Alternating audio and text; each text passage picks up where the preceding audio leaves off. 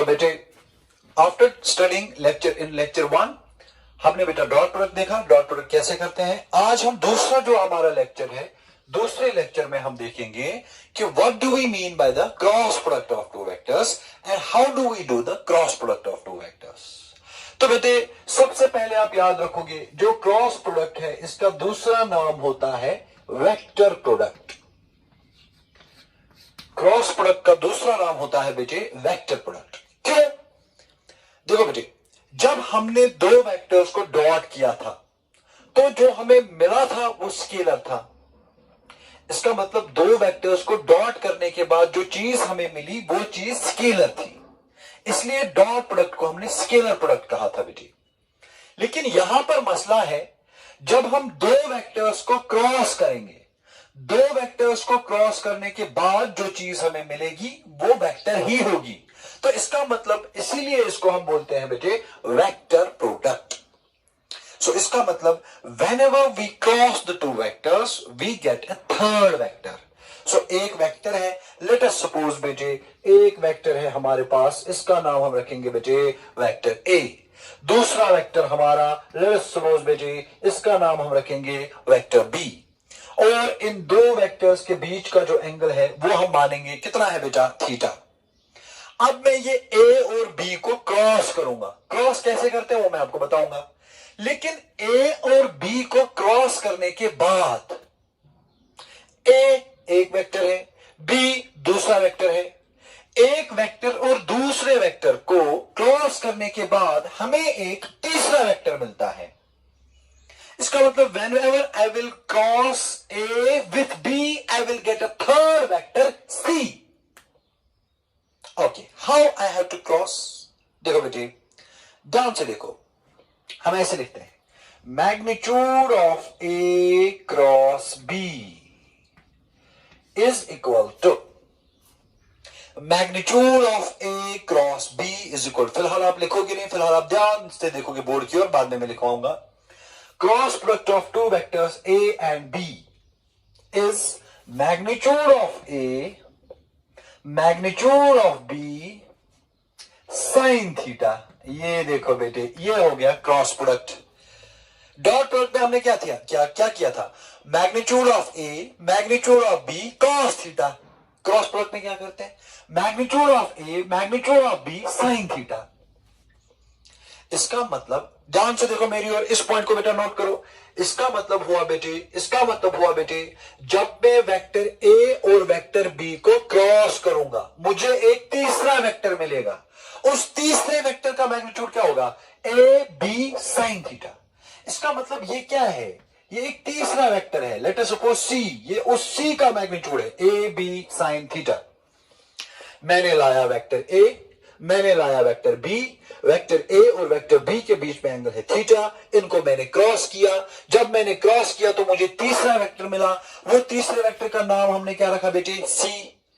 तो ये तीसरा वेक्टर कितना मिला magnitude of A cross B is equal to magnitude of A, magnitude of B, sine theta.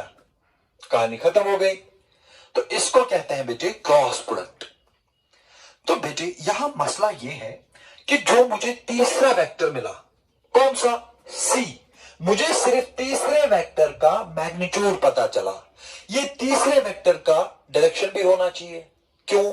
क्योंकि वेक्टर के पास तो दो चीजें होती है, नंबर 1 होता है मैग्नीट्यूड, नंबर 2 होता है डायरेक्शन। तो उस तीसरे वेक्टर का मैग्नीट्यूड है ए बी साइन थीटा, मगर ये तीसरे वेक्टर का डायरेक्शन भी तो होना चाहिए बेटे। तो how do we get the direction of the third vector C? After we do the cross product of A and B, we get चिड़िया अंदर घुस आई थी। After we do cross product of two vectors and A, after we do cross product of two vectors A and B, we get a third vector C। और वो जो C का magnitude है वो है A B sin theta.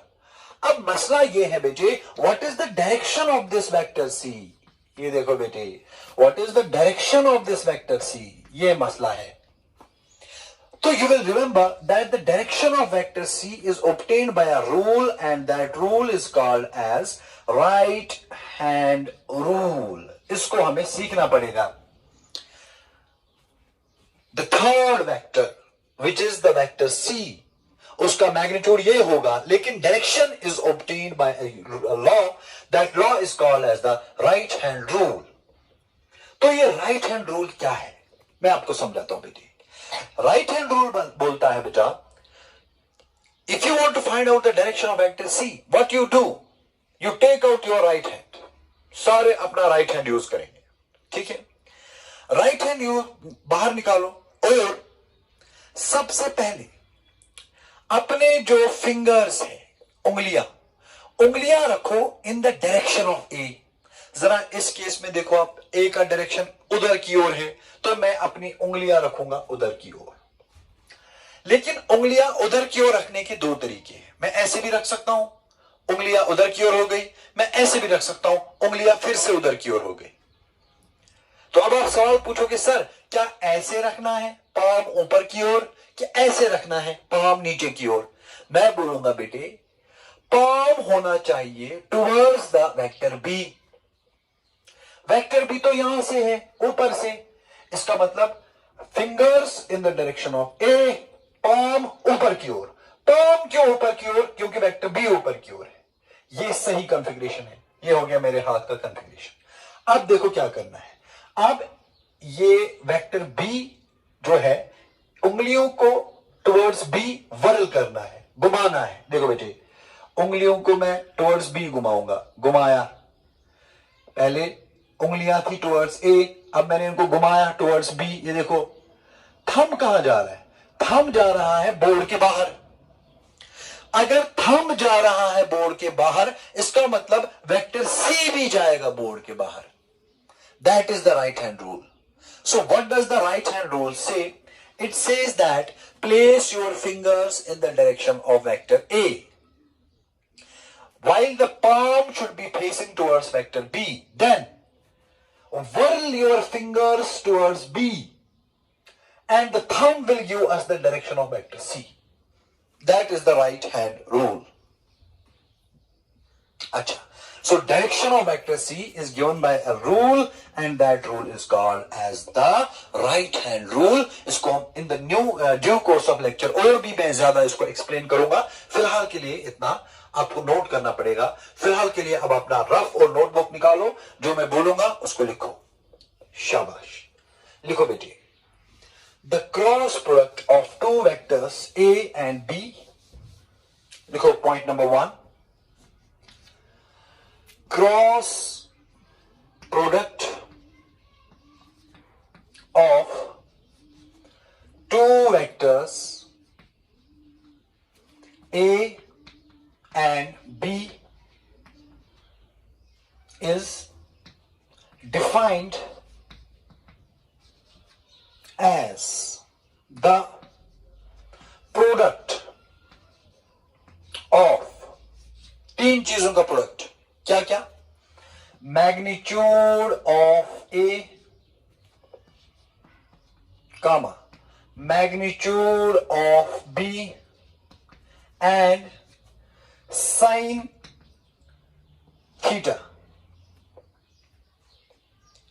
Full stop, comma करके लिखो। And the direction of A cross B, and the direction of A cross B is obtained by कौन सा rule? Right hand rule. Very good. ये आपको बेटे लिखना पड़ेगा। Cross product of two vectors A and B is defined as the product of magnitude of A, magnitude of B, and sin theta, comma, and the direction of A cross B is obtained by right hand rule. ये हो गया cross product का definition. उसके बाद बेटे mathematically लिखेंगे। Mathematically, शाबाश। उसके बाद मेरे बेटे मैथमेटिकली लिखेंगे। क्या? जल्दी से नोट करेंगे। Mathematically magnitude of A cross B is equal to magnitude of A magnitude of B sine theta. What is theta? Angle between A and B. Very good. अगला लिखो, अगला पॉइंट, ए क्रॉस बी. ये जो A cross B है is a vector, क्योंकि जब मैं ए को बी के साथ क्रॉस करूंगा तो जो रिजल्टेंट क्वांटिटी होगी वो एक वेक्टर क्वांटिटी होगी बेटे. इसका मतलब उस वेक्टर क्वांटिटी का मैग्नीट्यूड भी होगा, डायरेक्शन भी होगा. फिलहाल हमने उसका मैग्नीट्यूड देखा, ये अभी डायरेक्शन देखना पड़ेगा. A cross B is a vector and its direction is given by a right hand rule. Right hand rule. अब हम राइट हैंड रूल को बेटा एक्सप्लेन करेंगे. राइट हैंड रूल क्या है? लिखो, according to right hand rule, लिखो बेटे, according to right hand rule, to find the direction of A cross B, क्योंकि राइट हैंड रूल से मुझे A क्रॉस B का डायरेक्शन मिलता है. तो राइट हैंड रूल कहता है to find the direction of A cross B, follow the steps.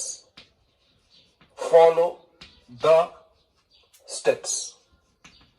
कौन कौन सा step? Step number 1, place your fingers in the direction of vector A. मतलब जिस डायरेक्शन में वेक्टर ए होगा उसी डायरेक्शन में उंगलियों को रखो. ये फिंगर्स देखो वेक्टर ए की ओर गई. दूसरा, palm शुड बी, palm मतलब ये जिससे चपाट मारते हैं, palm should be facing vector B. जो आपका पाम है वो टुवर्ड्स वेक्टर बी होना चाहिए. इसका मतलब ये हुआ बेटे, देखो फिर से समझाऊंगा, उंगलियां हैं टुवर्ड्स ए, वेक्टर बी ऊपर की ओर है, आपका पाम भी ऊपर की ओर है, मतलब ये सही कॉन्फ़िगरेशन है. Step number 3, whirl your fingers towards B. इसका मतलब अपनी जो उंगलियां आपने रखी थी in the direction of vector A, इन उंगलियों को बेटे टुवर्ड्स बी घुमाना पड़ेगा. पहले है टुवर्ड्स ए, अब मैंने घुमाया टुवर्ड्स बी, ऐसे घुमाया. एंड द थंब जो है, thumb gives the direction of A cross B. whirl your fingers towards B and the thumb gives the direction of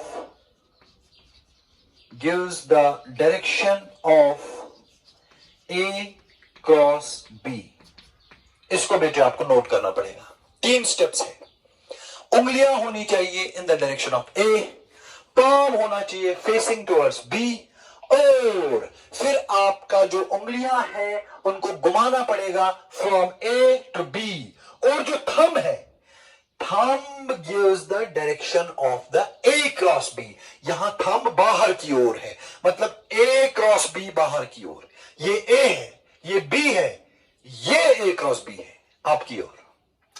क्या मैं बेटे बोल सकता हूं जो ए क्रॉस बी है वो बाहर की ओर है, मतलब ए क्रॉस बी वेक्टर जो है वो वेक्टर ए को भी परपेंडिकुलर है और वेक्टर बी को भी परपेंडिकुलर है. नहीं आया, नहीं आया, नहीं आया समझ बेटे. देखो ये है वेक्टर ए, ये है वेक्टर बी, और बोर्ड के बाहर ये देखो चौक बोर्ड के बाहर आ रहा है, ए क्रॉस बी। इसका मतलब ये जो ए क्रॉस बी है, ये वेक्टर ए को भी परपेंडिकुलर है ना बेटी, ये वेक्टर बी को भी परपेंडिकुलर है ना बेटी। तो vector A cross B is perpendicular to both vector A and vector B. उसको हम नोट करेंगे। लास्ट में लिखो बेटे नोट, लास्ट में लिखो बेटे नोट, नोट, नोट। 5 रुपए का नोट किया जाए बेटे। जो ए क्रॉस बी है is perpendicular to the plane containing vector A and vector B. इस स्टेटमेंट का मतलब है बेटे, जो ए क्रॉस बी वेक्टर है, A cross B vector vector A को भी परपेंडिकुलर होगा और वेक्टर बी को भी परपेंडिकुलर होगा। आप ध्यान से देखो, जब मैं इस पे थोड़ा सा एग्जांपल कराऊंगा, वो एग्जांपल कराने के बाद आपको ये ज्यादा क्लियर होगा, बहुत अच्छे से क्लियर होगा। फिलहाल आप इसको साथ साथ नोट करो, लास्ट में मैं कुछ बोलूंगा, it will be crystal clear. So A cross B is perpendicular to the plane containing vector A and vector B. इसका मतलब अब हमें अगर दो वेक्टर्स को क्रॉस करना है, हमें मैग्नीट्यूड भी लिखना आना चाहिए और हमें डायरेक्शन भी लिखना आना चाहिए। अगर मैं आपको बोलूंगा बेटे what is the magnitude of A cross B, आप बोलोगे sir sir sir sir sir sir sir sir sir. The magnitude of A cross B is nothing. 3 चीजों को मल्टीप्लाई करो, ए को बी के साथ और बीच में जो थीटा है उसका साइन, ये है magnitude of A cross B. मैं बोलूंगा बेटे direction of A cross B बोलो, आप बोलोगे sir sir sir sir sir sir. Direction of A cross B is obtained by the right hand rule, जो मैं अभी तक आपको समझा रहा था, जो मैंने आपको लिखाया भी। ओके बेटा, so this is the basic of cross product. शाबाश। अब हम इसके कुछ स्पेशल केसेस करने वाले हैं, लेकिन उससे पहले आप लोगों को और कुछ करना पड़ेगा। थोड़ा सा एनालिसिस में आपको दिखाऊंगा, जैसे मैंने डॉट प्रोडक्ट में दिखाया था। तो नीचे लिखेंगे बेटे, थोड़ा सा मैं इसको डिटेल एनालिसिस करूंगा, थोड़ा सा। देखो बेटे क्या, ध्यान से देखना आप बेटे मेरी ओर। बताओ magnitude of A cross B किसके बराबर है? आप बोलोगे sir again it is the product of 3 things, mod of A, mod of B and sin of theta. ये देखो बेटी, मैंने लाया वेक्टर A, मैंने लाया वेक्टर B, इनके बीच का एंगल मैंने रखा थीटा। अगर मुझे इन दोनों को क्रॉस करना है तो क्या करना पड़ेगा? पहले देखना पड़ेगा मैग्नीट्यूड ऑफ ए कितना है, फिर देखना पड़ेगा मैग्नीट्यूड ऑफ बी कितना है, फिर देखना पड़ेगा थीटा कितना है, उसका साइन, तीनों को मल्टीपल करो, क्रॉस प्रोडक्ट मिलेगा मैग्नीट्यूड। लेकिन इसी को करने का दूसरा इंटरप्रिटेशन है, दूसरा तरीका है, बोलने का दूसरा तरीका है। फर्क कोई नहीं पड़ेगा बेटे, बस बोलने का दूसरा तरीका है। जैसे डॉट प्रोडक्ट में मैंने किया था। देखो बेटे क्या, मैं ये बी साइन थीटा को अलग मानूंगा। आप बोलोगे सर क्या बी साइन थीटा को अलग मानोगे? मैं बोलूंगा बेटे मेरे मैं वेक्टर बी को तोड़ूंगा, जैसे मैंने डॉट प्रोडक्ट में तोड़ा था। एक कंपोनेंट निकालूंगा यहां से और दूसरा कंपोनेंट निकालूंगा यहां से। मुझे बताओ बी का ये वाला कंपोनेंट हुआ बी कॉस थीटा और ये वाला कंपोनेंट हुआ बी साइन थीटा। ये बी वेक्टर खत्म हो गया। बी को हमने 2 पार्ट्स में डिवाइड किया, B cos theta, B sine theta. Very good very good very good. जरा इस इक्वेशन की ओर ध्यान से देखो। वेक्टर ए को क्या मल्टीपल हुआ है? वेक्टर ए के मैग्नीट्यूड को मल्टीपल हुआ है बी साइन थीटा। कल हमने डॉट प्रोडक्ट में क्या देखा? वेक्टर ए को मल्टीपल हुआ था B cos theta. Cross product में क्या हुआ? वेक्टर ए को मल्टीपल हुआ बी साइन थीटा। इसका मतलब कल हमने 2 पैरेलल वेक्टर्स को मल्टीप्लाई किया था, आज हम 2 परपेंडिकुलर वेक्टर्स को मल्टीप्लाई कर रहे हैं। That's the story of cross product. कल खास बात थी, वेक्टर ए को मल्टीपल हुआ था बी कॉस थीटा, उसको हमने पैरेलल प्रोडक्ट कहा था, डॉट प्रोडक्ट कहा था। आज हम उसका उल्टा कर रहे हैं। आज वेक्टर ए को पैरेलल कंपोनेंट मल्टीपल नहीं हो रहा है बेटे, आज वेक्टर ए को perpendicular component of B multiply हो रहा है। तो क्या मैं लिख सकता हूं बेटे, mod of A cross B is equal to मेरे बेटे मैग्नीट्यूड ऑफ ए, मगर बी पूरा नहीं, पूरा बी नहीं बेटे, बी का परपेंडिकुलर कंपोनेंट लिख डाला तो लाइफ जिंगा लाला, और बी का परपेंडिकुलर कंपोनेंट है B sine theta. That is the story of cross product.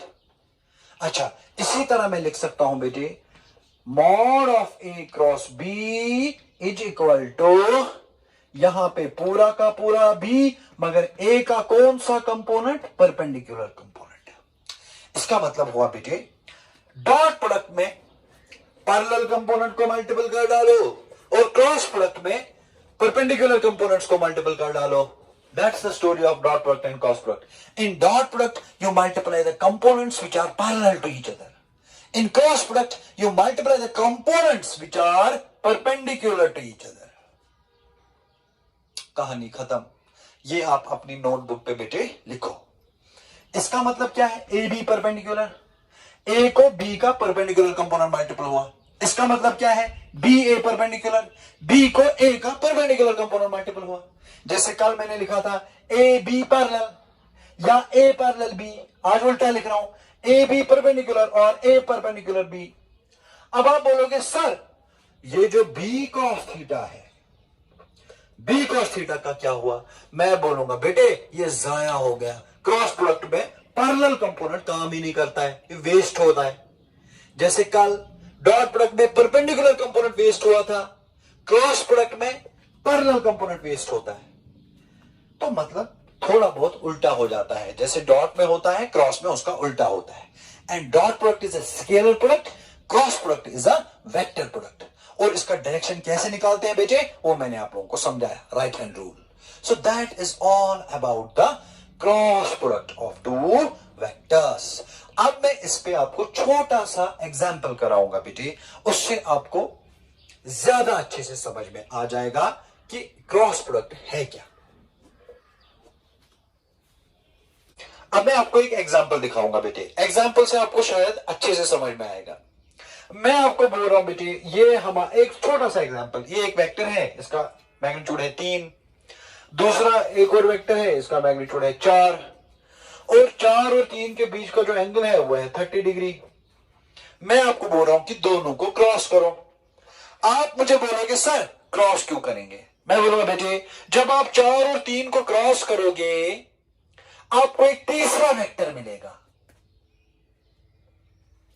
जब आप वेक्टर ए जो है, यहां पर वेक्टर ए है 3 और वेक्टर बी कितना है बेटे 4, जब आप वेक्टर ए और वेक्टर बी को क्रॉस करोगे तो आपको एक तीसरा वेक्टर मिलेगा।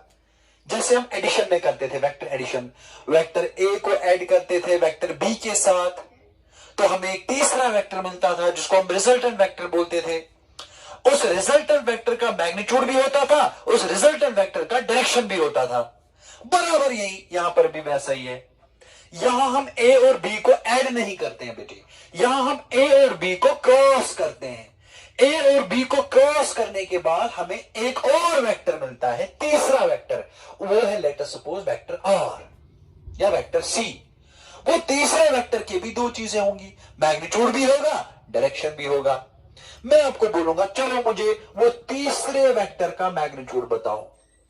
आप बोलोगे सर तीसरे वेक्टर का मैग्नीट्यूड होगा magnitude of A cross B. किसके बराबर होता है A cross B? Magnitude of A magnitude of B sine of theta.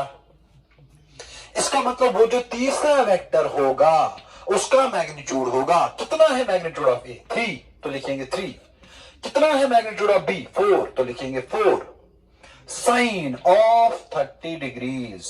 इसका मतलब वो जो तीसरा वेक्टर है वेक्टर सी, उसका मैग्नीट्यूड है 4 3 12 मल्टीप्लाई बाय साइन 30 इज 1/2, 2 1 2 6, तो मतलब तीसरे वेक्टर का मैग्नीट्यूड है 6। ये तीसरा वेक्टर मुझे कब मिला? जब मैंने ए और बी को क्रॉस किया तो मुझे एक तीसरा वेक्टर मिला, वो तीसरे वेक्टर का मैग्नीट्यूड है 6। लेकिन लेकिन लेकिन मेरे बेटे वो जो तीसरा वेक्टर होगा, वो तीसरे वेक्टर का डायरेक्शन भी तो होगा ना। ये तीसरा वेक्टर आपको 6 तो मिला, लेकिन कहां से मिला? राइटवर्ड मिला, लेफ्टवर्ड मिला, अपवर्ड मिला, डाउनवर्ड मिला, आउटवर्ड मिला, इनवर्ड मिला, ईस्ट मिला, वेस्ट मिला, नॉर्थ मिला, साउथ मिला, किधर से मिला? To find out the direction of this vector C, we use a rule, and that rule is called as the right hand rule. तो क्या कहता है राइट हैंड रूल? कहता है आप देखो कि वेक्टर्स किन किन को आपने क्रॉस किया। हमने क्रॉस किया A को B के साथ, मतलब 3 को क्रॉस करना है 4 में। कैसे करेंगे डायरेक्शन? पहले place your fingers in the direction of A, place your fingers in the direction of A, palm should be facing towards B, palm is facing towards B, फिर घुमाओ, उंगलियां घुमाओ towards B, उंगलियां घूमी घूमी घूमी घूमी घूमी घूमी घूमी घूमी घूमी towards B, फिर देखो थंब किधर गया? थंब गया बाहर की ओर। इसका मतलब वेक्टर C बाहर की ओर है। मतलब ये जो ये 6 है, ये 6 का डायरेक्शन है बाहर की ओर। बाहर मतलब होता है Z एक्सिस। Z एक्सिस के साथ कौन सा यूनिट वेक्टर बनता है? K cap. तो मैं इधर लिखूंगा K कैप। इसका मतलब वेक्टर C का मैग्नीट्यूड है 6 और डायरेक्शन है K कैप। K कैप मतलब Z एक्सिस बाहर की ओर आ रहा है। खत्म हो गया। हमें वेक्टर C का मैग्नीट्यूड भी मिला, हमें वेक्टर C का डायरेक्शन भी मिला। हो गया क्रॉस प्रोडक्ट। इसमें लेकिन डायरेक्शन का ख्याल रखना है। ये जो राइट हैंड रूल है, इसको आपको प्रैक्टिस करनी पड़ेगी। ये धीरे धीरे प्रैक्टिस के साथ क्लियर हो जाता है। अच्छा, अब मैं आपको कुछ सवाल दूंगा। मैं आपको बोलूंगा जरा मेरे बेटे और एक क्वेश्चन मैं आपको करके दूंगा, बिल्कुल आसान सा। मैं बोलूंगा मुझे I यूनिट वेक्टर को क्रॉस करके दो J यूनिट वेक्टर के साथ। I cross J। अच्छा, I यूनिट वेक्टर हो गया ये towards x axis, J unit vector हो गया ये टुवर्ड्स z एक्सिस। जब मैं I को J के साथ क्रॉस करूंगा तो मुझे क्या मिलेगा? शाबाश। देखो क्या करोगे आप लिखोगे magnitude of I, magnitude of J sine theta. शाबाश। इसका मतलब I क्रॉस J का जो मैग्नीट्यूड है वो मिलेगा। What is the magnitude of I? Unit vector का मैग्नीट्यूड होता है 1 into 1 that is 1। Sine theta, theta कितना है बेटे? 90 डिग्री, तो साइन 90 भी होता है 1। इसका मतलब magnitude of I cross J is 1। मतलब जब आप एक यूनिट वेक्टर को यूनिट वेक्टर के साथ क्रॉस करोगे, यूनिट वेक्टर को यूनिट वेक्टर के साथ क्रॉस करोगे तो यूनिट वेक्टर ही मिलेगा, कोई बात नहीं। इसका मतलब जब हम I को क्रॉस करेंगे J के साथ तो हमें एक तीसरा वेक्टर मिलेगा। उस तीसरे वेक्टर का मैग्नीट्यूड होगा 1। अब देखना है कि तीसरे वेक्टर का डायरेक्शन क्या होगा। देखो बेटे, I को क्रॉस करना है J के साथ। I को क्रॉस करना है मतलब फिंगर्स होने चाहिए टुवर्ड्स I, पाम होना चाहिए टुवर्ड्स J। फिंगर्स है टुवर्ड्स I, पाम है टुवर्ड्स J, ऊपर की ओर। ये देखो, अब वर्ल करो I को J में, I को J में, I को J में, I को A हो गया whirl. Thumb again outward, thumb is again outward. मतलब ये जो 1 का डायरेक्शन है ये आउटवर्ड है। आउटवर्ड मतलब K कैप मिला, तो मैं लिखूंगा I cross J is 1 into K cap. मतलब जब मैंने I यूनिट वेक्टर को क्रॉस किया J यूनिट वेक्टर के साथ तो मुझे K यूनिट वेक्टर मिला। खत्म। अब इसमें और इसमें क्या फर्क है? इसमें मुझे सिर्फ मैग्नीट्यूड पता चला था 1 है, इसमें मुझे मैग्नीट्यूड भी पता चल रहा है 1 है और डायरेक्शन भी पता चल रहा है K है, K क्या? इसका मतलब जब मैं I क्रॉस J करूंगा तो मुझे K मिलेगा। अच्छा, अगर मैं J क्रॉस K करूंगा तो क्या मिलेगा? अगर मैं I क्रॉस K करूंगा तो क्या मिलेगा? अगर मैं K क्रॉस J करूंगा तो क्या मिलेगा? ये सारे क्वेश्चंस का आंसर आप ढूंढ सकते हो। J क्रॉस K क्या मिलेगा, I क्रॉस K क्या मिलेगा, K क्रॉस J क्या मिलेगा, ये आप कर सकते हो। लेकिन मैं आपको इसका एक टेक्निक बोलूंगा। एक ट्रिक बोलूंगा जिससे आपको कैलकुलेट करने की जरूरत नहीं पड़ेगी। आप आराम से बोल सकते हो कि दो यूनिट वेक्टर्स को क्रॉस करके तीसरा यूनिट वेक्टर कौन सा मिलेगा। देखो बेटे, सबसे पहले ट्रिक देखो क्या है। टायर बनाओ, इधर लिखो आई, इधर लिखो बेटे जे, और इधर लिखो बेटे के। देखो बेटा, ये टायर का डायरेक्शन रखो क्लॉकवाइज, मतलब ये टायर क्लॉकवाइज घूम रहा है। इधर आई है, इधर जे है, इधर के है। देखो, आई को अगर मैं क्रॉस करूंगा जे के साथ तो क्या मिलेगा। देखो बेटे, अगर मैं आई को क्रॉस करूंगा जे के साथ, मैं क्लॉकवाइज घूम रहा हूं, आई को क्रॉस किया जे के साथ तो क्या मिलेगा, के। तो लिखो के, खत्म। अच्छा, अगर मैं जे को के साथ क्रॉस करूंगा तो क्या मिलेगा। जे को अगर मैं क्रॉस करूंगा के साथ, जे को के साथ क्रॉस करूंगा तो आई मिलेगा, तो लिखो आई।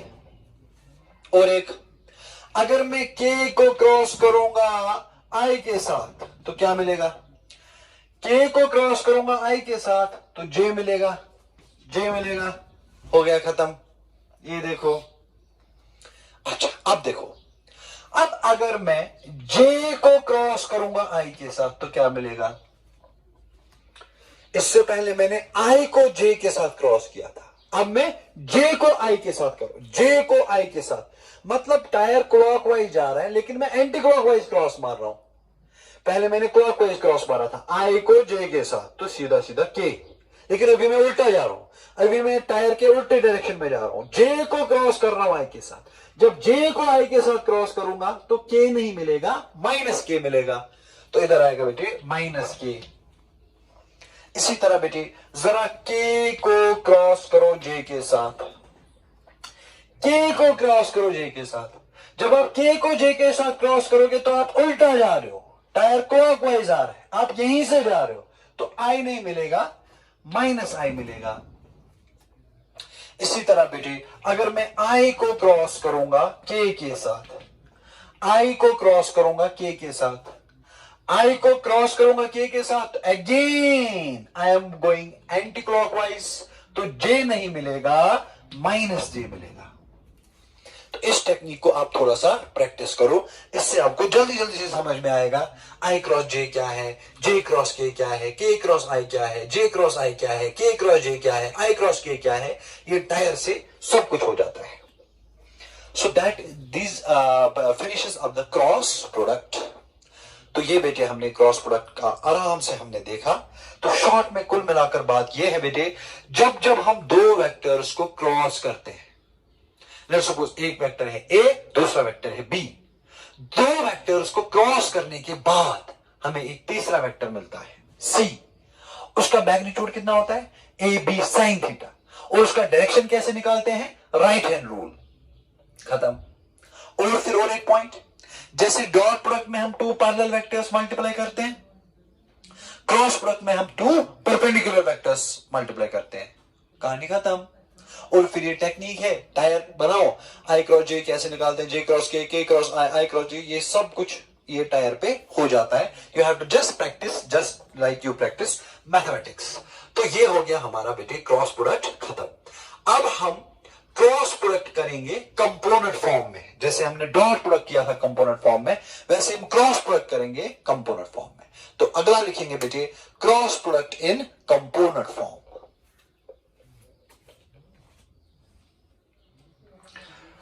चलो मेरे बेटे, अब हम लास्ट क्रॉस प्रोडक्ट का जो हमारा है लास्ट टॉपिक, वो है cross product in vector form, sorry component form. इस पे मैं आपको पहले सवाल कराऊंगा, बाद में मैं जनरल फॉर्म दूंगा, वो ज्यादा बेटर रहता है। अगर मैं पहले ही जनरल फॉर्म दूंगा बाद में सवाल कराऊंगा आपको समझ नहीं आएगा। मैं पहले सवाल ही कराऊंगा दो तीन, तो उसके बाद में इसका जनरल फॉर्म दूंगा, आपको फट से समझ में आएगा। देखो इसको मैट्रिक्स टेक्निक कहते हैं, मैट्रिक्स सॉल्व करना पड़ता है। ध्यान से देखो क्या है, लेट अस सपोज वेक्टर ए है कंपोनेंट फॉर्म में 2i plus 3j plus 2k, और वेक्टर बी जो है ये कंपोनेंट फॉर्म में है i plus j plus 3k। मुझे क्या करना है, मुझे करना है बेटे a क्रॉस बी। देखो ए क्रॉस बी कैसे करते हैं जब कंपोनेंट फॉर्म में वेक्टर्स हो। सबसे पहले बड़ी सी लाइनें दो मारो, फिर अंदर लिखो आई, इधर लिखो जे, इधर लिखो K. A cross B is equal to बड़ी सी लाइनें दो, फिर आई, जे और के।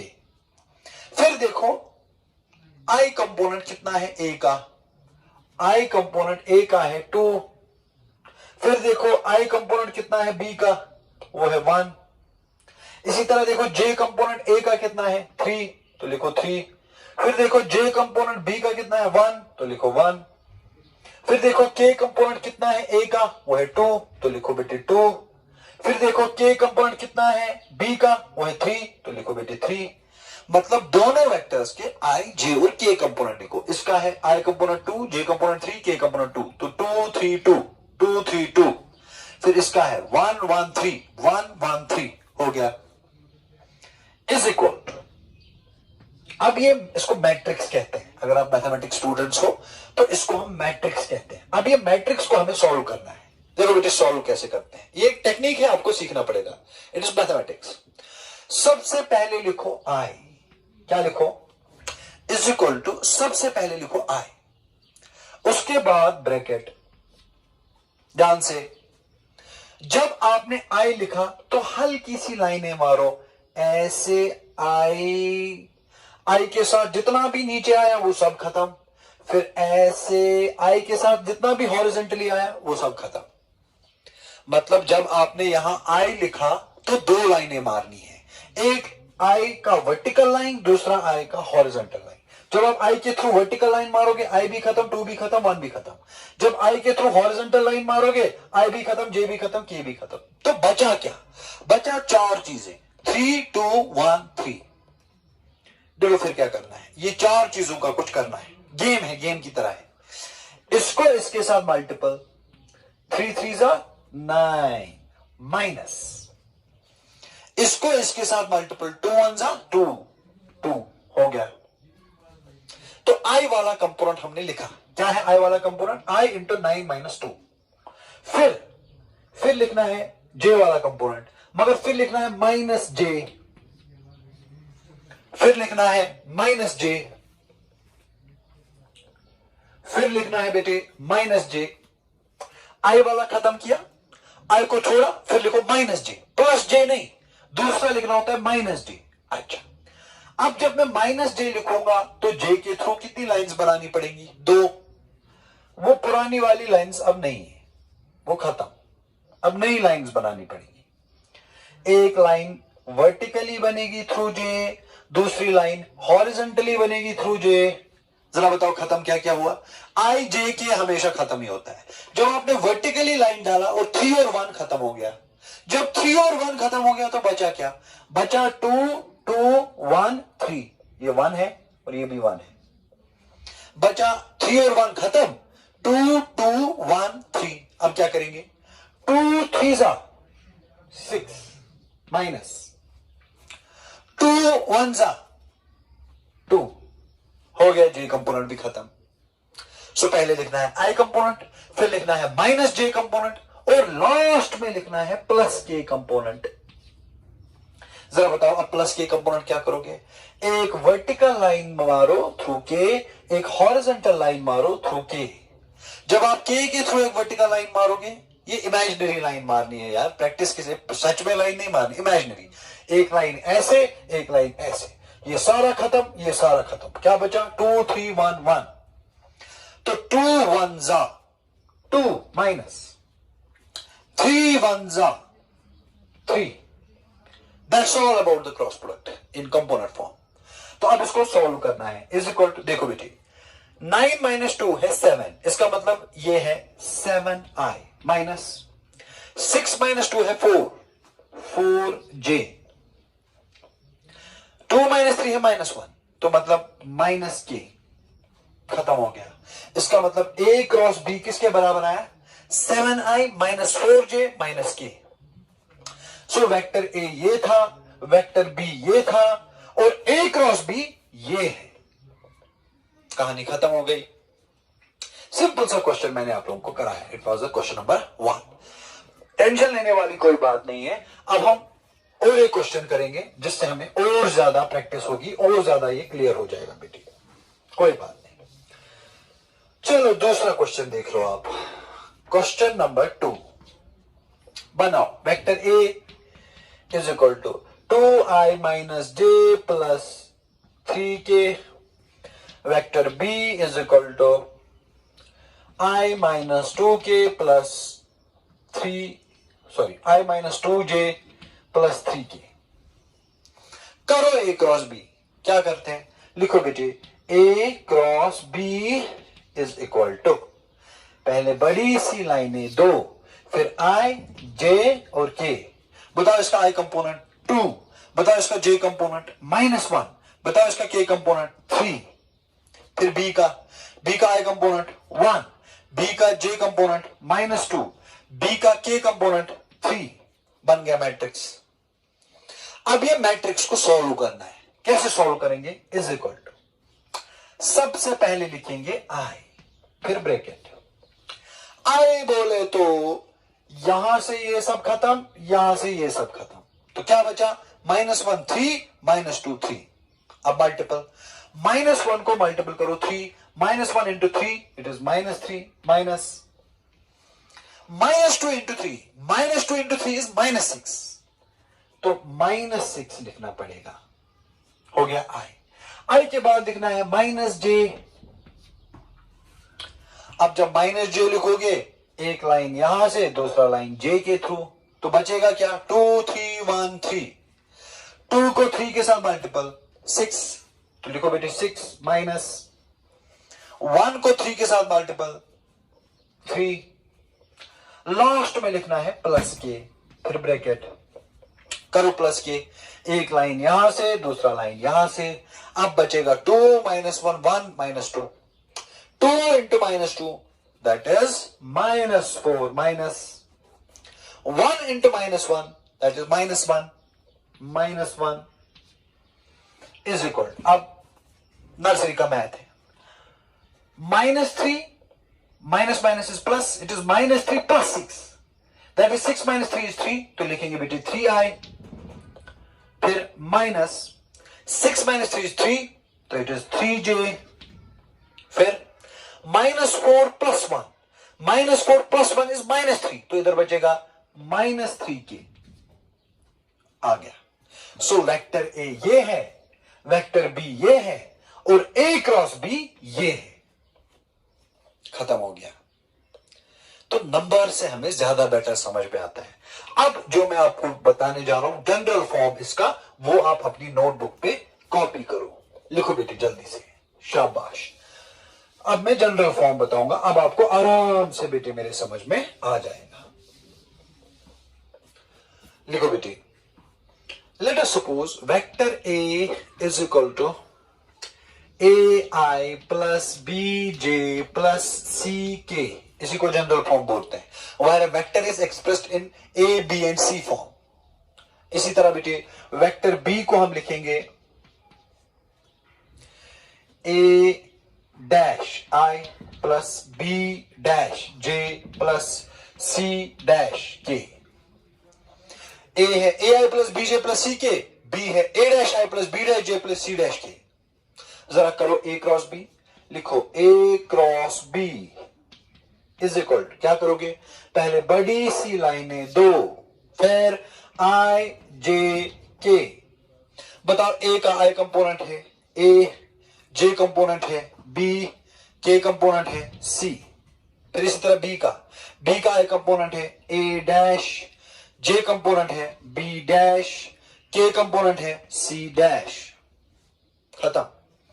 इज इक्वल सबसे पहले क्या लिखेंगे बेटे, i, वेरी गुड, फिर ब्रैकेट।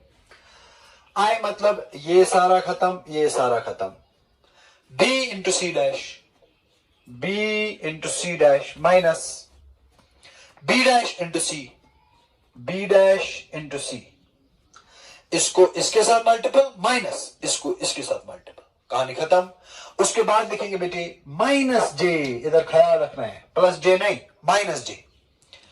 जब लिखा माइनस जे, एक लाइन यहां से दूसरा लाइन यहां से, तो बचा क्या, ए सी ए डैश सी डैश। क्या करेंगे, ए को मल्टीपल सी डैश, तो लिखो ए सी डैश माइनस, फिर ए डैश को मल्टीपल सी, ए डैश सी, फिर लास्ट में आएगा बेटे प्लस के, आगे ब्रैकेट, प्लस के मतलब एक लाइन ऐसे एक लाइन ऐसे, तो बचा क्या, A B A dash B dash, A को बी डैश के साथ मल्टीपल, ए को बी डैश के साथ मल्टीपल, माइनस ए डैश को बी के साथ मल्टीपल, ए डैश को बी के साथ multiple. This is the cross product, this is all, खत्म हो गया ये। इसी के साथ हमने सीखा कि जो क्रॉस प्रोडक्ट है, क्रॉस प्रोडक्ट को कंपोनेंट फॉर्म में कैसे करते हैं। तो ये है बेटे लेक्चर्स। एक लेक्चर मैंने कल दिया था dot product and dot product in component form, एक लेक्चर आज बनाया, it is cross product and cross product in component form. ये डॉट प्रोडक्ट का एप्लीकेशन आप सारा देखोगे वर्क पावर एनर्जी में। अगर आपको डॉट प्रोडक्ट की एप्लीकेशंस करनी है तो work power energy is the application of dot product. इसी तरह जो मुझे पढ़ाना है क्रॉस प्रोडक्ट, क्रॉस प्रोडक्ट का अगर हमें एप्लीकेशन देखना है तो वो सर्कुलर एंड रोटेशनल मोशन में हम देखेंगे। तो सर्कुलर मोशन और रोटेशनल मोशन अब नेक्स्ट वीडियो होगा, उसी में हमें ये क्रॉस प्रोडक्ट की सारी एप्लीकेशंस पता चलेंगी। इसलिए मैंने डॉट और क्रॉस यहीं पे दिखाया, क्योंकि इमीडिएटली आपको एप्लीकेशन भी समझ में आ जाएगा। डॉट का एप्लीकेशन है वर्क पावर एनर्जी, तो चल रहा है वर्क पावर एनर्जी, इसका मतलब वर्क पावर एनर्जी आपने सीखा, डॉट प्रोडक्ट खत्म। अब मैं क्रॉस प्रोडक्ट को दिखाऊंगा circular motion and rotational motion, circular motion and rotational motion सारा पढ़ेंगे तो क्रॉस प्रोडक्ट भी खत्म हो जाएगा। इसका मतलब हम साथ साथ ही एप्लीकेशन भी कर रहे हैं। इसी के साथ हमारा dot product and cross product खत्म हो गया।